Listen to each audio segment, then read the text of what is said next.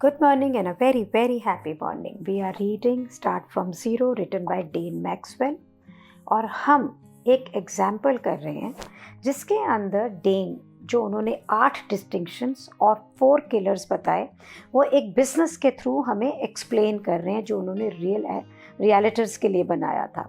कल हमने उसकी 8 डिस्टिंक्शंस की थी। ऑन पेज नंबर 133 पर ही इज़ टेकिंग कि what were the killers in relation to that business. तो killer number 1 है, does the customer currently do this activity outside of the product? कि क्या आपका कस्टमर प्रोडक्ट के बाद में भी बाहर काम करता है। तो उन्होंने बताया कि रियलिटर्स जो हैं वो अपने क्लाइंट्स का ट्रैक रखते हैं on a legal pad and most would do nothing so that seemed okay, कि कोई कुछ करते नहीं है तो अगर वो प्रोडक्ट है या नहीं है उससे भी उनको चलता है। Killer 2, does it require a great change of behaviour.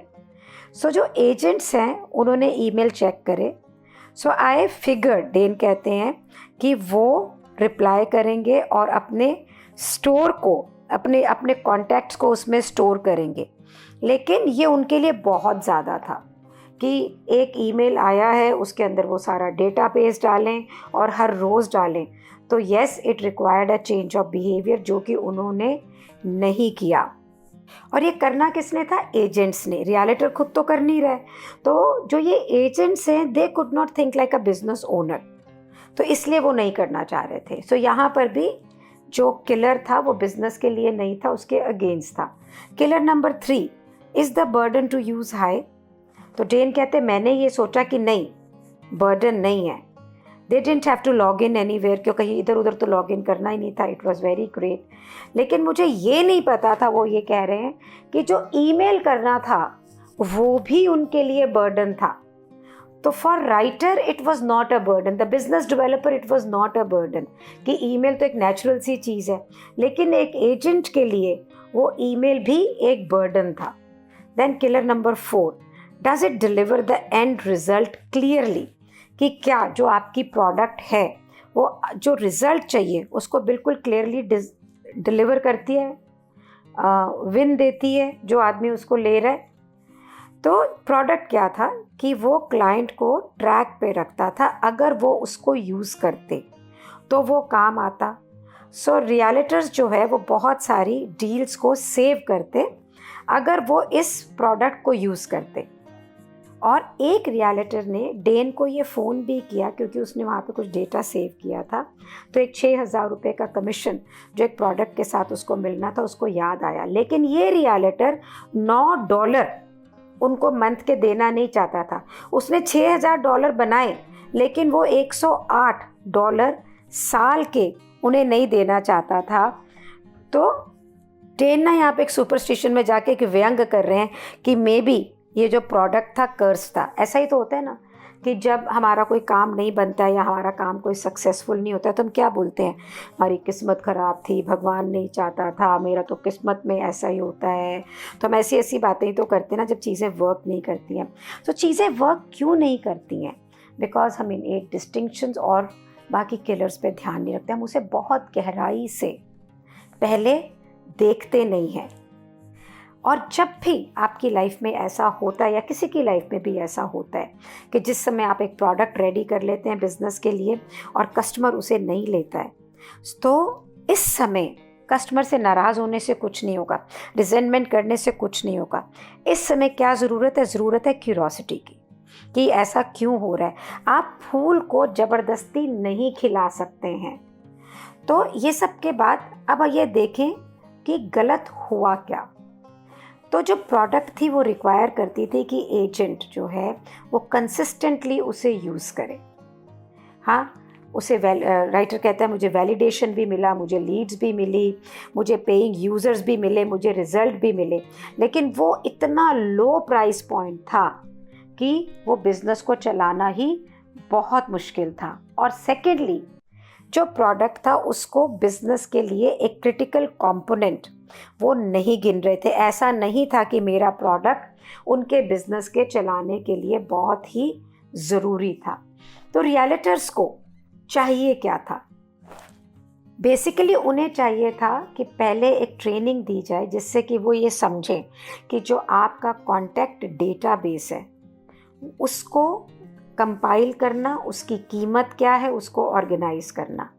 बहुत मोस्टली रियलिटर्स को तो ये पता ही नहीं है कि उनके पास में 500 कॉन्टैक्ट हैं, और अगर उन्होंने उसको टच में रखा और कंसिस्टेंटली रखा तो वो ज़्यादा बिजनेस कर सकते हैं, ज़्यादा डील्स क्रैक कर सकते हैं।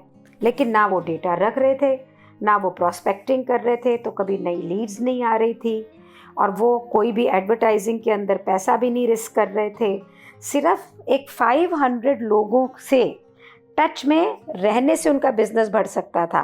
लेकिन मोस्टली जितने रियलिटर्स हैं ना, हैं तो इंसान ही, ये कंसिस्टेंट नहीं थे। और यहाँ पे ज़रूरत थी एक माइंडसेट चेंज की, for many to become a business owner and care about things like a contact database. जब हम एक बिजनेस को प्लान रूप से बिजनेस ओनर की तरह चलाते हैं ना, तो वो सिस्टमाइज होकर स्ट्रैटेजी की तरह चलता है। But realtors don't do it like this. तो और डेन कहते हैं 1 साल के बाद में जब ये बिज़नेस नहीं चला, मुझे मालूम पड़ा कि बहुत सारे जो रियलिटर्स हैं, मतलब रियल बिजनेस ओनर्स, एजेंट नहीं हैं, वो ऑलरेडी कॉन्टैक्ट डेटाबेस को रिटेन कर रहे थे। जो एजेंट्स थे, जो नीचे के अंदर जो लोग थे, वो कंप्लेन कर रहे थे क्योंकि वो बिज़नेस को बिज़नेस की तरह रन ही नहीं कर रहे थे, वो तो एजेंट्स थे, बिज़नेस तो रियलिटर का था।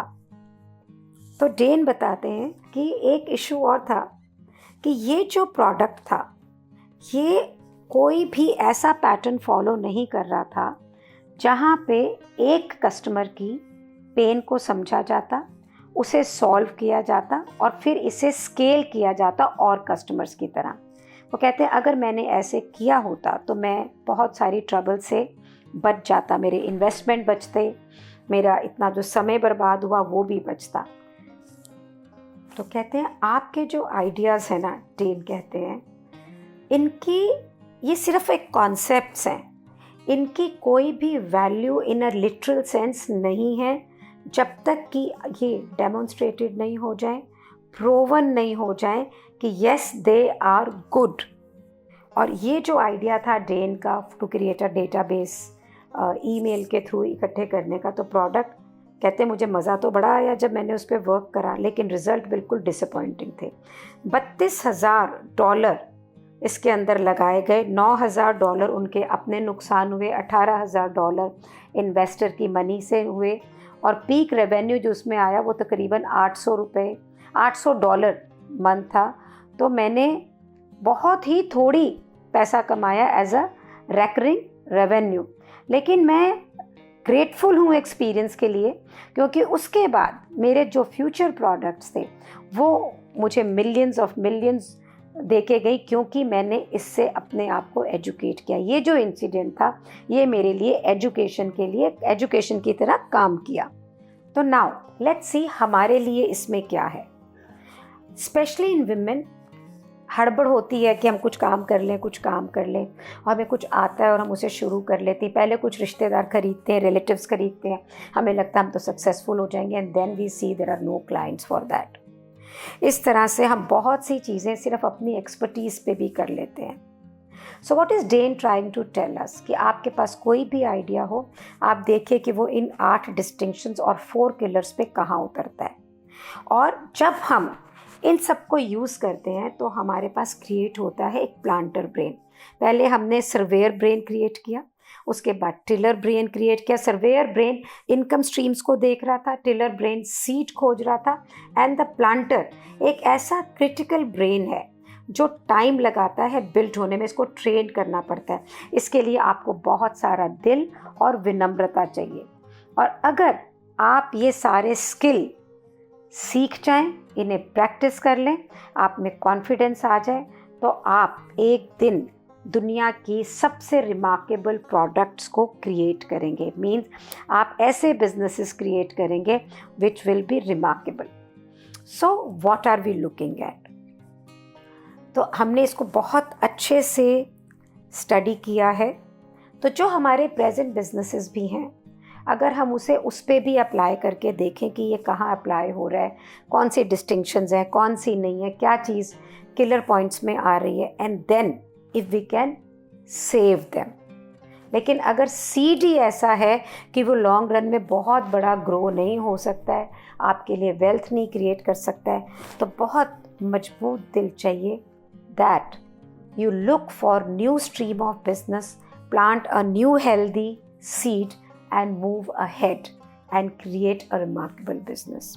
So I find this book extremely truthful और बहुत एक कड़वा सा सच हमें बता रही है, जो जब हम अपने बिजनेस पे अप्लाई करें तो हमें डर भी लगता है कि पता नहीं क्या निकल कर आएगा। लेकिन इट इज़ बेटर कि हम एक ऐसा बिज़नेस जो आगे ग्रो नहीं हो सकता है उस पर अपना टाइम वेस्ट करें। इससे बेटर है कि हम एक नया बिज़नेस, एक नया सीड या इसी बिज़नेस का एक नया रूप क्रिएट करें। Thank you so much for being here, for listening to these words, creating a space where this book is being read.